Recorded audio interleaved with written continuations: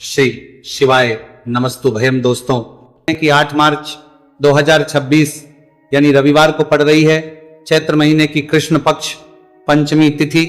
और दोस्तों ये वह तिथि है जो चैत्र महीने में पड़ने वाली सबसे बड़ी तिथि है, क्योंकि यह रविवार के दिन पड़ रही है और इसका बहुत ही बड़ा और विशेष महत्व होता है। पूज्य गुरु जी ने कहा है कि अगर कभी भी मौका लग जाए और चैत्र महीने की पंचमी तिथि रविवार को पड़ जाए तो आप लोगों को 7 चावल के दाने वाला उपाय तो अवश्य ही करना चाहिए। इन दोनों का संयोग बहुत कम आता है और इसी के साथ में गुरुजी ने अपनी शिवपुराण कथा में बताया है कि इस दिन आपको 7 चावल के दाने वाला उपाय तो आपको अवश्य ही करना चाहिए, क्योंकि ऐसा दिन पूरे साल में सिर्फ एक ही बार आता है। और दोस्तों आप सभी लोग जानते हो कि रविवार पंचमी तिथि का अगर सबसे बड़ा कोई उपाय है तो 7 चावल के दाने वाला उपाय है। तो इस रविवार पंचमी तिथि के दिन आप लोगों को इस 7 चावल के दाने वाला उपाय को जरूर करना है।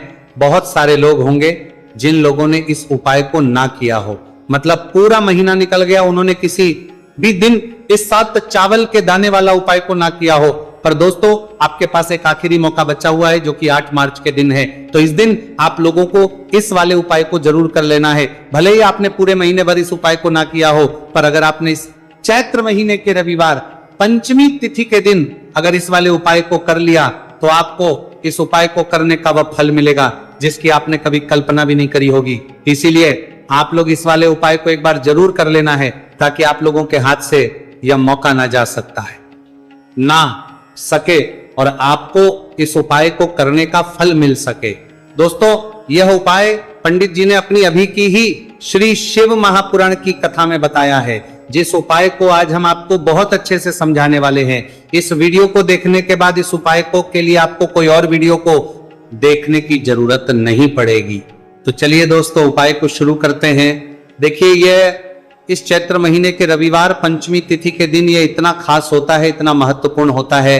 देखा गया है कभी कभी बड़े बड़े पूजा पाठ अनुष्ठान से जो मनोकामना पूर्ण नहीं होते, वह चैत्र महीने के रविवार पंचमी तिथि के दिन एक छोटे से उपाय करने से ही आपकी मनोकामना हो जाती है। और बहुत सारे लोगों ने इस उपाय को किया भी है और उनको इस उपाय को करने का फल भी जरूर मिला है। अगर आप लोग भी इस उपाय को करना चाहते हैं तो आप इस उपाय को पहले अच्छे से समझ लेना, सुन लेना, उसके बाद करना। आपको इस उपाय का फल जरूर मिलेगा और इस उपाय को कर लेने से आपके घर में चाहे किसी भी प्रकार की दुहक और समस्या क्यों ना चल रही हो, आपको उसका कारण भी नहीं पता है कि भाई यह समस्या किस कारण से चल रही है। कुछ भी कारण हो सकता है, जैसे पितृदोष हो सकता है या किसी भी तरह का मंगल दोष भी हो सकता है। तो इस दिन आप लोगों को यह वाला उपाय कर लेना है। यह एक ऐसा उपाय है जिस उपाय को अगर किसी विशेष दिन पर किया जाए तो भाई उस विशेष दिन का जो है वो तो हमें मिलता ही मिलता है, पर हमने उस दिन पर इस उपाय को किया है तो हमें उससे भी बड़ा फल मिलता है और फल बहुत जल्दी मिलता है, क्योंकि आप इस उपाय को बहुत ही बड़े और विशेष दिन पर कर रहे हो। तो अब उपाय के बारे में बात करते हैं, लेकिन उससे पहले आप लोगों को यह जानना आवश्यक है कि आखिर ये उपाय किस समय करना है, किसको करना है और कैसे करना है। तो चलिए हम आगे आपको वीडियो में एक एक करके बता देते हैं। लेकिन उससे पहले अगर आप लोग हमारे चैनल पर पहली बार आए हैं या फिर मेरी आवाज आज पहली बार सुन रहे हैं तो हमारे चैनल को सब्सक्राइब जरूर कर लेना और इस वीडियो को लाइक करके कमेंट बॉक्स में श्री शिवाय नमस्तुभयम ओम नमः शिवाय जरूर टाइप कर दे। तो दोस्तों इस 7 चावल के दाने वाला उपाय को हमें इस रविवार पंचमी तिथि के दिन कैसे करना है, किसको करना है, किस समय करना है और कहां पर करना है, ये सारे सवालों के जवाब आपको इस वीडियो में मिल जाएंगे। और जो ये वीडियो देखेगा भाई उसको 7 चावल के दाने वाला उपाय जरूर करना चाहिए, क्योंकि इस दिन एक चावल के दाने का भी बहुत ही बड़ा और विशेष महत्व होता है। और जब बात आ जाए 7 चावल के दाने वाला उपाय की तो ये सोने पर सुहागा वाली बात हो जाती है और ये एक बहुत ही बड़ा उपाय हो जाता है इस रविवार पंचमी तिथि का। तो अब दोस्तों इस 7 चावल के दाने वाला उपाय को आखिर करना किसको है, सबसे पहले हम लोग वो बात जान लेते हैं।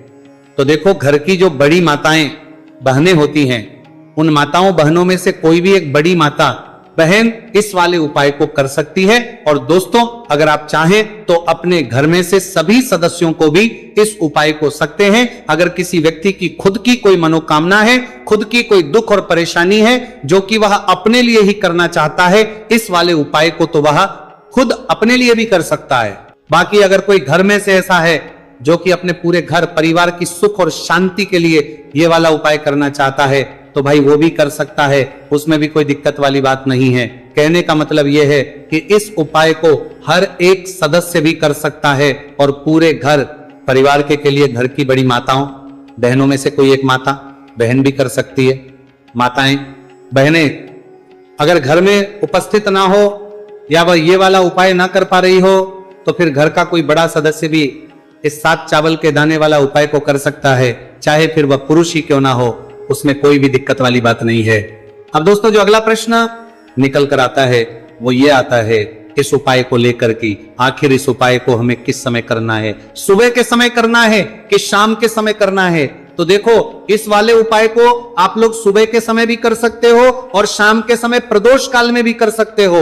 अब अगर आप पूछो कि भाई सबसे उत्तम समय कौन सा रहेगा इस 7 चावल के दाने वाला उपाय को करने का, तो हम आपसे बस यही कहेंगे कि इस उपाय को आप सुबह के समय करेंगे तो ज्यादा बेहतर होगा। बाकी अगर प्रदोष काल शाम के समय भी करेंगे तो भी अच्छा होगा, उसमें कोई भी दिक्कत बात नहीं है। तो अब दोस्तों जो अगली सबसे बड़ी और महत्वपूर्ण बात आती है वो ये आती है कि सुबह अगर हम उपाय को करेंगे तो हमें कितने बजे से लेकर कितने बजे तक के बीच में करना है, और शाम के समय प्रदोष काल में करेंगे तो हमें कितने बजे से लेकर कितने बजे के बीच में करना है। तो देखो सुबह जितनी जल्दी हो सके आप उपाय को करने की कोशिश करना। बाकी अगर किसी कारणवश लेट भी हो जाओ, थोड़ी देर भी हो जाए, तो 10 या 11 बजे तक भी आप उपाय कर लेना, पर 12 बजे से ज्यादा देरी ना हो, ठीक है, इस बात का ध्यान रखना। उसके बाद में दोस्तों अगर शाम के समय प्रदोष काल की बात करें, प्रदोष काल का जो समय है होता है वो शाम के 6 बजे से शुरू हो जाता है। मतलब शाम के 6 बजे से लेकर 7 बजे के बीच का जो समय होता है यह समय प्रदोष काल का समय होता है। तो आप इस उपाय को 7 या 8 बजे के बीच में भी कर सकते हो। मतलब शाम के 6 बजे से रात 8 बजे के बीच में आप कभी भी इस वाले उपाय को कर सकते हो, उसमें कोई भी दिक्कत वाली बात नहीं है। देखिए दोस्तों एक एक करते हुए हम उपायों को समझेंगे। सबसे पहला उपाय बहुत ही आसान सा उपाय है। देखो यदि आपको ऐसा लगता है कि बाबा आपकी सुन ही नहीं रहे, बाबा आपकी मनोकामना परिपूर्ण कर ही नहीं रहे हैं, आपने कई उपाय कर लिए, कई आपने इच्छाएं महादेव के सामने रख दी, लेकिन आपकी मनोरथ जो है वह परिपूर्ण हो ही नहीं रही है, और आप चाहते हैं कि वह मनोरथ जो आप कई दिनों से बाबा से मांग रहे हैं वह परिपूर्ण हो जाए, तो आपके जीवन के दुहक तकलीफ है ये सब दूर हो जाए। देखिए हो सकता है आपके घर में कोई कोर्ट केस चल रहा है या आपके घर में बहुत ज्यादा लड़ाई झगड़े चलते हैं, तो आपके घर में अगर शांति नहीं है, आपके घर में धन की कमी है, धन की वजह से आपके घर में बहुत ज्यादा लड़ाई झगड़े चल रहे, तो आपकी तकलीफ दूर होने वाली है। स्वयं नंदी जी वाला यह विशेष उपाय है। नंदी जी के कान में कुछ बोलना है, नंदी जी के कान में इस प्रकार से बोलना है और आपकी मनोकामना परिपूर्ण हो जाएगी। देखो क्या क्या चीजें को लेनी है, पहले यह समझ लीजिए आपको लेना होगा एक बेलपत्र, बेलपत्र 3 पत्ती होनी चाहिए, कहीं से भी खंडित नहीं होना चाहिए, ठीक है। बेलपत्र के साथ में आपको लेना है पीला चंदन, मात्र एक बूंद, छोटी सी टिक्की आपको लगानी है बेलपत्र में, इसीलिए थोड़ा सा ही पीला चंदन आपको लेना है और इस पीले चंदन के अंदर थोड़ा सा जल मिला देना है ताकि गीला हो जाएगा, पेस्ट के रूप में तैयार हो जाएगा। आगे इतनी बात समझ में। अब आप क्या करना है, आपको साथ में लेना है 7 चावल के दाने। महादेव आपका साथ देने वाले हैं इन 7 चावल के धनों से। अब आपको क्या करना है, भगवान शिव के मंदिर में आपको जाना है। नंदी जी बैठे हैं, नंदी जी के पास में मतलब जो पैर उठा हुआ रहता है ना, नंदी जी का उस साइड आपको सीधे साइड आपको बैठना है। इस यहां पर जैसे ही बैठोगे यहां पर आपको बेलपत्र लेना है और बेलपत्र की जो ये बीच की जो डंडी है यहां पर आप मात्र पीले चंदन की एक बिंदी लगा देनी है। पीले चंदन की बिंदी लगा दी। अब ये जो ऊपर वाली जो पत्ती है यहां पर एक एक करते हुए 7 चावल आपको रखना है, ठीक है। 7 चावल आपने ऊपर वाली पत्ती पर रख दिए। या देखो एक प्लेट ले जाना, तो प्लेट के ऊपर आप बेलपत्र रख देना, फिर टिक्की लगा देना, फिर उसके बाद आप ये 7 चावल के दाने रख देना, ठीक है। अब आपको क्या करना है, जहां पर आप नंदी जी के वहां पर बैठे हो तो नंदी के कान में आपको आपकी जो भी इच्छा है, जो आप चाहते हैं कि महादेव परिपूर्ण करें, और नंदी जी के कहने पर महादेव आपकी मनोकामना निश्चित तौर पर परिपूर्ण करेंगे, तो आपको क्या करना है, नंदी जी को कान में आपको बोल देना है, जो भी आपके दुहक तकलीफ है, जो भी आपके कष्ट है, वो सब दूर हो जाए, ऐसी आपको कामना करना है। और नंदी जी के कानों में आपको बोल देना है, जो भी आप चीज बोलेंगे वो नंदी जी भगवान शिव से विनय करके बोलेंगे, और नंदी जी की बात भगवान शिव नहीं टालते हैं। और इसीलिए जो भी इच्छा है, आपकी जो भी कामना है, वो आपको विशेष बोलना है और उसके बाद आपको वहां से उठना है। ठीक है, नंदी जी को कान में मनोकामना बोल दी, फिर उठना, फिर उसके बाद भगवान शिव के वहां पर जाना, और ये जो बेलपत्र है, ये बेलपत्र चिकना वाला साइड जो है, और भगवान शिव के शिवलिंग के ऊपर इसे अर्पित कर देना है। अर्पित कैसे करोगे? जो बेलपत्र का जो चिकना वाला साइड है वो नीचे की साइड हो जाना चाहिए। अब से ही आप अर्पित करने जाओगे तो चावल के दाने तो गिर जाएंगे, यानी कि जैसे ही अर्पित करने जाओगे तो भगवान शिव के शिवलिंग के ऊपर चावल के दाने गिर जाएंगे, क्योंकि वो किसी से भी चिपके हुए नहीं है, तो कोई तकलीफ नहीं है। वो जैसे आप अर्पित करोगे, न भले चावल के दाने भगवान शिव के शिवलिंग पर गिर जाए, वो कोई तकलीफ नहीं है। बस आपको ये जो बेलपत्र है ये आपको उल्टा अर्पित कर देना है, यानी कि जो पीला है भगवान शिव के शिवलिंग पर स्पर्श होना चाहिए, और इस प्रकार से आपको अर्पित कर देना है। डंडी का जो हिस्सा है जलाधारी की तरफ हो जाना चाहिए। बस इतना सा प्यारा सा उपाय एक बार करके देखिए, निश्चित तौर पर महादेव आपकी जो भी मनोरथ है, जो बाबा से आप कई दिनों से मांग रहे हैं, वह निश्चित तौर पर परिपूर्ण हो जाएगी। आगे इतनी बात समझ में। देखिए अब हम बात करते हैं दूसरे उपाय की। देखिए साथ में आपको एक गोल बाती का दीपक भी लेना होगा। दीपक आप मिट्टी का भी ले सकते हैं, शुद्ध घाटा मड़कर उसका भी तैयार कर सकते हैं, और दीपक में आपको शुद्ध घी का प्रयोग करना है। लेकिन जैसे ही आप इन सभी सामग्रियों को में लेकर के पहुंचेंगे मंदिर में, जैसे ही आप चौखट के वहां पर पहुंचेंगे तो मंदिर की चौखट के सीधे तरफ आप जो अपने साथ एक गोलबाती का दीपक लेकर के आए हैं, उसे आपको सबसे पहले तो प्रज्वलित कर देना है। यानी कि जैसे ही आप मंदिर की चौखट के वहां पर प्रवेश करते हैं तो उसके सीधे तरफ आपको यह गोलबाती का दीपक प्रज्वलित कर देना है। अब देखिए जैसे ही आप ये दीपक प्रज्वलित करेंगे तो आपकी जो भी मनोकामना है उससे आपको बोल देना है। आप इस दीपक को इस प्रकार से प्रज्वलित करने के बाद इन सभी सामग्रियों को आपको शिवलिंग के पास में लेकर पहुंच जाना है। अब देखिए दोस्तों, आपके पास जो एक तांबे के पात्र के अंदर शुद्ध जल है, उसमें से आपको केवल आधा लोटा जल ही भगवान शिव के शिवलिंग पर अर्पित करना है। आधा लोटा जल आपको उसी पत्र के अंदर बचा लेना है। अब दोस्तों, आपके पास जो 2 लौंग है यानी कि का जोड़ा है, उससे आपको अपना नाम और अपने गोत्र को बोलते हुए आपकी जो भी समस्या चल रही है, आपके जीवन में जो भी परेशानी उत्पन्न हो रही है, उन्हें आपको बोल देना है। और ये जो लौंग का जोड़ा है, इसे आपको भगवान शिव के शिवलिंग पर अर्पित कर देना है। जैसे आप ये 2 लौंग शिवलिंग पर चढ़ाएंगे तो अपना हाथ जो है वहां पर आपको रखना है, और महादेव से आपको प्रार्थना करनी है कि मेरे जीवन की ये जो परेशानियां हैं ये सभी दूर हो जाए। यानी कि आपके जीवन में धन की संबंधित परेशानी चल रही है, कर्ज की समस्या चल रही है, बच्चों का पढ़ाई लिखाई में मन नहीं लग पा रहा है, घर के जो आर्थिक संकट है वह सभी दूर हो, व्यापार आपका ढंग से नहीं चल पा रहा है, घर में रोग की स्थिति बनी हुई है, यानी कि जिस भी प्रकार की आपकी समस्याएं हैं उसे आपको महादेव से बोल देना है, और महादेव से इन सभी समस्याओं को दूर करने के लिए आपको प्रार्थना कर लेनी है। अब देखिए दोस्तों, आपने जो 2 लौंग शिवलिंग पर समर्पित की थी उसे आपको वहां से उठा लेना है, और इन दोनों को आपको शिवलिंग से उठा करके सीधे उससे जल के पात्र के अंदर डाल देना है। यानी कि अपने आधा लोटा जल और बचाया हुआ था उसी के अंदर आपको ये 2 लौंग डाल देनी है, और साथ में आप जो लाल चंदन लेकर के आए थे उस लाल चंदन को भी आपको उसी पात्र के अंदर डाल देना है। यानी कि आधा लोटा जल और बचा हुआ है तो उसी आधे लोटे जल के अंदर आपको ये लाल चंदन भी डाल देना। अब देखिए, इस आधे लोटे जल में है जिसमें अपने 2 लौंग ली है, लाल चंदन डाला है, उसे सीधे लेकर के आपको पहुंचना है बेलपत्र के वृक्ष के वहां पर। देखिए बेलपत्र का वृक्ष यदि आपके घर पर है तो वहां पर आपको आ जाना है, आपके घर के आसपास कहीं भी है तो वहां पर आपको पहुंच जाना है, और उसके बाद आपका जो मुख है वो उत्तर दिशा की ओर होना चाहिए, और उसके बाद आपको अपना नाम और अपनी गोत्र को बोलना है, और पुनः अपने जो भी परेशानियां शिवलिंग के पास में बोली थी उन्हें आप वापस से बेलपत्र के वहां पर भी बोल देनी है। और ये जो आधा लोटा जल और है, इससे आपको पूरा बेलपत्र के वृक्ष की जड़ में श्री शिवाय नमस्तु भयम इस मंत्र का जाप करते हुए समर्पित कर देना है। तो बस इतना सा उपाय आपको करना है। जो भी आपकी परेशानी है, समस्या है, उससे महादेव निश्चित ही दूर करेंगे।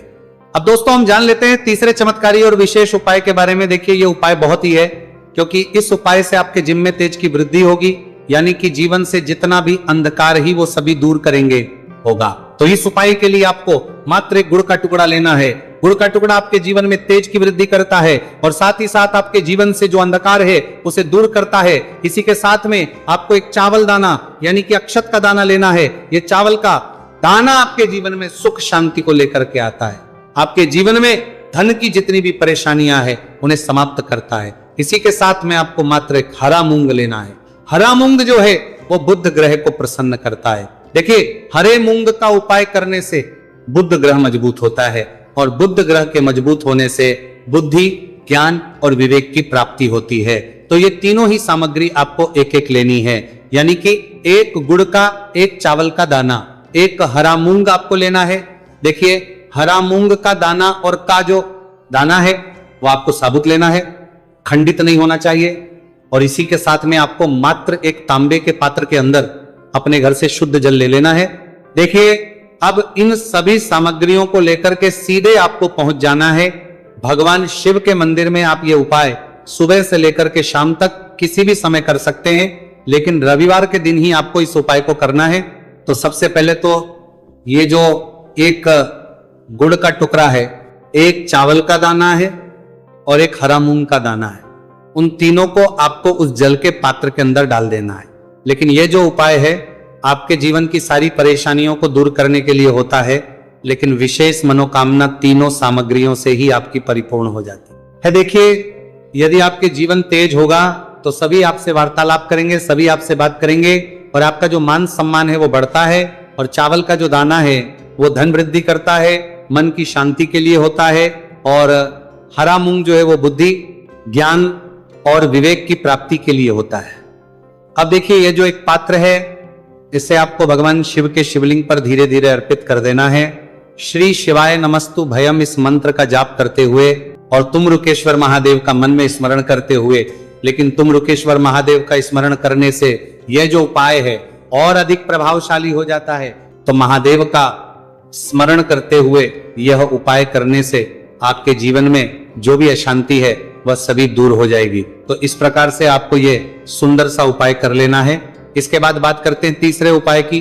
देखो यह उपाय बहुत ही अचूक उपाय है जो आपको करना है। देखो इस उपाय के लिए आपको 2 दीपक लेने हैं। देखो दोनों दीपक आपको मिट्टी के दीपक लेने हैं।